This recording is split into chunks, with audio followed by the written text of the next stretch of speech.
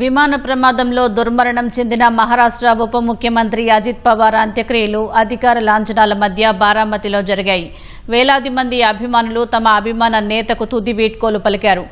విద్యా ప్రతిష్టాన్ మైదానంలో అజిత్ పవార్ దహన సంస్కారాలు జరిగాయి. కుమారులు పార్థ్ జే పవార్లు ఆయన చేతికి నిప్పు పెట్టారు. ఈ ఉదయం అజిత్ పవార్ పార్థివ దేహాన్ని బారామతిలోని అహల్యాదేవి ఆసుపత్రి నుంచి ఆయన స్వగ్రామం కాటేవాడికి తరలించారు. ఆ తర్వాత అంబులెన్స్లో జీడీ మాడ్గుల్కర్ ఆడిటోరియానికి భౌతిక కాయాన్ని తీసుకువెళ్లారు. అక్కడి నుంచి విద్యా ప్రతిష్టాన్ మైదానం వరకు అజిత్ పవార్ అంతిమ యాత్ర సాగింది.